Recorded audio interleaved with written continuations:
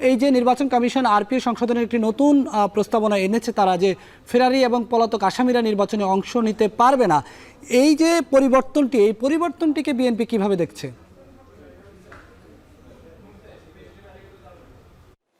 দেখুন, এই পরিবর্তনটি আসলে এটা কোনো পরিবর্তন না। তার কারণ হলো ফেরারি যারা থাকেন এবং যারা একটি মামলার আসামি থাকেন, তারা যতক্ষণ পর্যন্ত আদালতের কাছে সারেন্ডার না করেন এবং তারা যতক্ষণ পর্যন্ত অ্যাবসকন্ডিং থাকেন, তখন তারা কোনো রিট মামলা বা অন্য কোনো মামলা মোকদ্দমা বা অন্য কোনো কার্যক্রমে তারা অংশগ্রহণ করতে পারে না। তার কারণটা হলো তাদেরকে বলা হয় যে তারা ফিউজিটিভ। এই ফিউজিটিভের কোনো রাইট থাকে না বিভিন্ন ক্ষেত্রে। তো সেই ক্ষেত্রে এই নির্বাচনের জন্য যে আইনটি করা হয়েছে আরপিওতে, যেটা সন্নিবেশিত করা হয়েছে, এখানে আমি বেআইনি কিছু দেখি না। তার কারণ এটা তারা যথাযথভাবেই এই বিধানটি করেছেন। এটা যে শুধু একটি রাজনৈতিক দলের কে উদ্দেশ্য করে করা হয়েছে তা নয়। এই যে আওয়ামী লীগ বা অন্য কোনো রাজনৈতিক দলের উদ্দেশ্যেই যেটা করা হয়েছে তা না। এটা হচ্ছে ফেরারিরা এবং যারা সাধারণত আইনের দৃষ্টিতে পলাতক, তারা কখনো কোনো কার্যক্রম এবং রাষ্ট্রীয় কোনো কার্যক্রমেও অংশগ্রহণ করতে পারে না। এটাই বিধান এবং সেই বিধানটাই এখানে রেখেছেন এবং এখানে কোনো ব্যত্যয় কিছু হয়েছে বলে আমি মনে করি না, বা কোনো রাজনৈতিক দলের উদ্দেশ্যে করা হয়েছে বলে আমি মনে করি না। কাজেই এই নির্বাচনটি যাতে সুষ্ঠু হয়, আরও একটি বিষয় আছে যে নির্বাচনটাকে এই সরকার সুষ্ঠু চায় এবং বিভিন্ন রাজনৈতিক দলও চায় যে এই নির্বাচনটা বিগত দিনের মতো যেন নির্বাচন না হয়। অর্থাৎ ফ্যাসিস্টরা যে নির্বাচনের ব্যবস্থা করে গিয়েছেন, যেখানে দিনের ভোট রাতে হয়েছে, মানুষ তাদের ভোটের অধিকারই প্রয়োগ করতে পারে নাই, সেরকম অবস্থার সৃষ্টি না হয়, সেই সমস্ত ফাঁক ফোকরগুলো বন্ধ করার জন্য এই বর্তমান কমিশন এবং বর্তমান যে আমাদের বর্তমান যে সরকার রয়েছে, সেই সরকারও চেষ্টা করছে। আপনারা শুনেছেন, বারবারই বলা হচ্ছে যে সরকার প্রধানের পক্ষ থেকে যে এই নির্বাচনটা হবে অবাধ এবং নিরপেক্ষ নির্বাচন। অবাধ এবং নিরপেক্ষ নির্বাচন করার জন্য যে সমস্ত ফাঁকফোকর থাকে সেগুলো বন্ধ করাটাই হলো স্বাভাবিক নিয়ম। তা আমি মনে করি যে আরপিওতে যে সমস্ত যে জিনিসগুলো সংশোধন করা হয়েছে সেখানে আইনের কোনো ব্যত্যয় ঘটে নাই। সেই জন্য আমরা মনে করি এইটা একটি ভালো পদক্ষেপ এবং আরও যদি কোনো পদক্ষেপ নেওয়ার থাকে সেটাও নির্বাচন কমিশন নিতে পারেন। তার কারণ আমাদের নির্বাচন কমিশন কিন্তু সংবিধান মোতাবেক স্বাধীন এবং স্বাধীনভাবেই তাদের সেই দায়িত্ব পালন করতে হবে যে নির্বাচনে আমার ভোট আমি যে যাকে খুশি তাকে দেব, অর্থাৎ এই ভোটের বেলায় যেন কোনো রকম কোনো কম্প্রোমাইজ করা না হয়। এবং সেই জন্য তারা আরও যদি কোনো অন্য কিছু করার থাকে তাহলে সেটাও তারা করতে পারে, সেখানে তাদেরকে বাধা দেওয়ার কিছু নাই।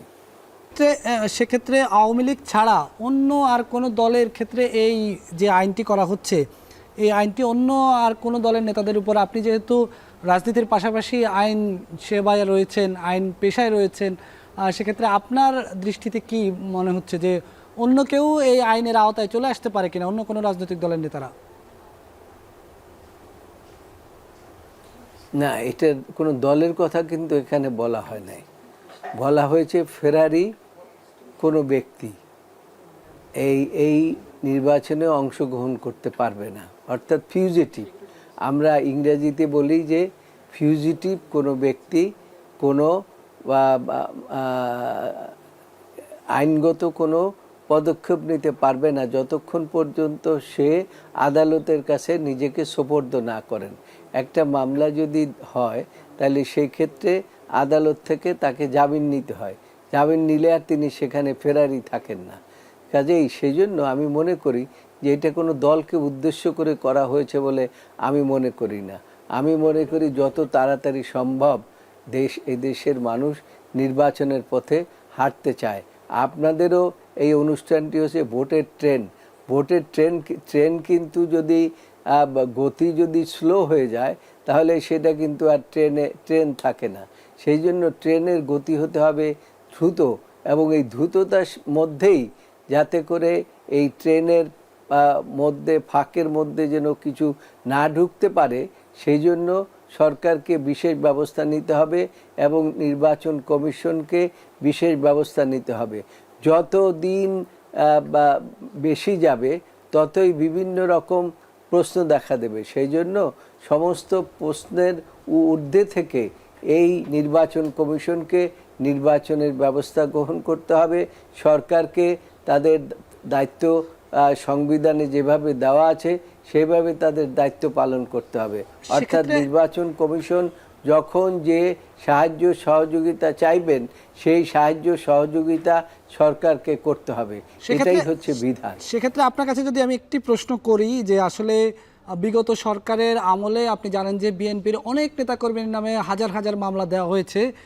বিএনপি নেতাদের মামলাগুলোর এখন কি অবস্থা? বিশেষ করে যদি বলি যে বিএনপির ভারপ্রাপ্ত চেয়ারম্যান জনাব তারেক রহমান, তারও বেশ কয়েকটি মামলা ছিল, যদিও অধিকাংশ মামলায় তিনি এরই মধ্যে খালাস পেয়ে গেছেন। সর্বশেষ তার মামলাগুলোর অবস্থা কি? না, সর্বশেষ মামলা তো আজকে শুনেছেন আপনারা। তাকে আপনার অহেতুকভাবে অনেক মামলায় তাকে জনাব তারেক রহমান সাহেবকে কনভিকশন দেওয়া হয়েছিল। আপনাদের মনে আছে যে রাতের বেলা কুপি বাতি জ্বালিয়ে তারপরে মামলা মকদ্দমা সমাপ্ত করে অনেক রাজনৈতিক নেতৃবৃন্দদেরকে আপনার কারাগারে নিক্ষেপ করা হয়েছিল এবং অনেককে জেল জরিমানা করা হয়েছিল। এমনভাবে তাদেরকে জেলের আওতায় আনা হয়েছিল যে পরবর্তীতে যাতে করে তারা কোনো অবস্থাতেই নির্বাচনে অংশগ্রহণ করতে না পারে। আর তারেক রহমানের কথা যেটা বলেছেন, তারেক রহমানের আজকে সর্বশেষ মামলাটি একেশি গ্রেনেড হামলা, সেই মামলাটি দেশের সর্বোচ্চ আদালত সুপ্রিম কোর্ট থেকে সমস্ত আসামিদেরকে খালাস দেওয়া হয়েছে এবং হাইকোর্ট যে আদেশটি দিয়েছে সেই আদেশটিকে বহাল রাখা হয়েছে। নিম্ন আদালতের আদেশকে সেটা সেট করা হয়েছে। সেই জন্য তারেক রহমানেরও এই নির্বাচনে অংশগ্রহণ করতে তিনি ফেরারি না এবং তিনি ফিউজিটিভ না, কাজেই তিনি এখন আইনের দৃষ্টিতে সমস্ত মামলার থেকে তিনি খালাস হয়ে গিয়েছেন। সুতরাং তাকে নিয়ে আর কোনো প্রশ্ন উত্থাপন করা উচিত হবে না। জি, ধন্যবাদ আপনাকে। আমরা আলোচনা করছিলাম নির্বাচনে অযোগ্য করা হয়েছে ফেরারি আসামিদেরকে নিয়ে, সে বিষয়ে